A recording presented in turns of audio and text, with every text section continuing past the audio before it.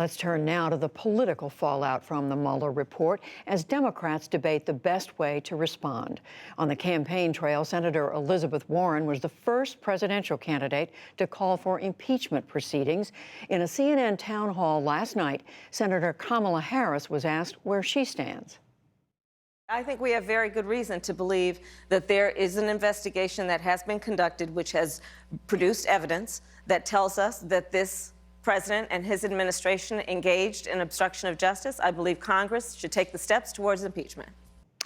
Like the Democratic presidential candidates, Democrats in the U.S. House of Representatives are also divided on initiating impeachment proceedings against the president. Congressman Jared Huffman of California joins us now from San Francisco. Congressman Huffman, thank you very much for being with us. We know you were on that conference call with Speaker Pelosi, other Democratic members of the House last evening. It's reported that you spoke up at one point during the call and said the script has flipped. What did you mean by that?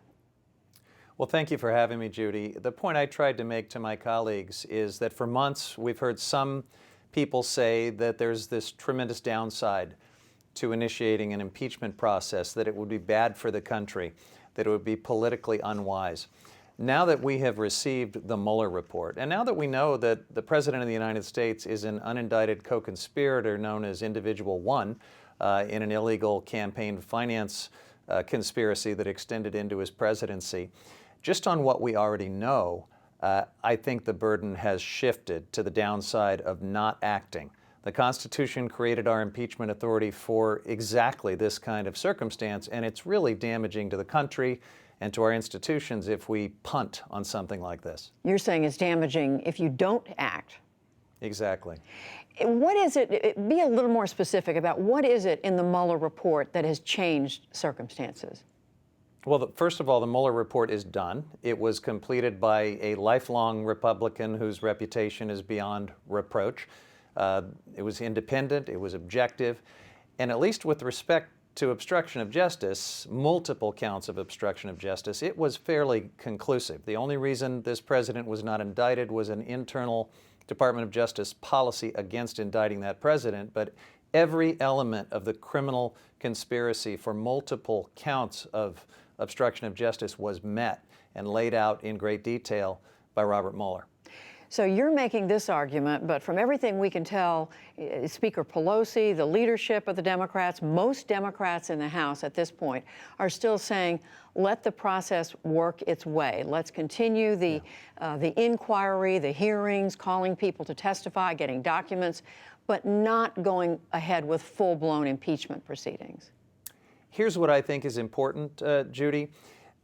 The investigation, the continued oversight and accountability that has to move forward with even greater urgency now, and that is happening. So functionally, the next steps are the same, whether you call it an impeachment inquiry or whether it's just the full-throated investigation and accountability that Leader Pelosi and others are moving us forward with. And I feel fine with that. I think it will inevitably lead to an impeachment process because I think the Constitution requires that we do our job. You're saying functionally it's the same as an impeachment process, but aren't there powers that are granted in that process that you don't have, that members of Congress don't have on the current course? Some, but many of the same investigations, the same inquiries will be moving forward.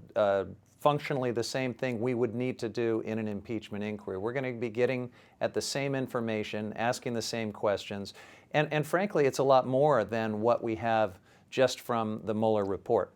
There's all of this financial accountability that needs to be brought forward, the tax returns, the Deutsche Bank inquiries that Chairman Maxine Waters is pursuing. There's a lot of further investigation, and my guess is that the potential articles of impeachment, the potential grounds for impeachment will only expand as this goes forward. But Congressman, what do you say to the argument that many Americans, if not most Americans, are just not there, that they are sick of hearing about the Russia investigation, the Mueller probe, and they want to move on, that if the president, and you even hear Democrats making this argument, that the president should be judged by the voters and not by a bunch of Democrats in the Congress? I don't blame them, because this president has exhausted us. He has, in some cases, intimidated people to the point where they're just sick and tired of dealing with him. But we have to think carefully about the precedent that would establish. If all of this unpleasantness, if the perception of a political risk causes Congress to punt on a fundamental constitutional responsibility, that's dangerous ground for this country.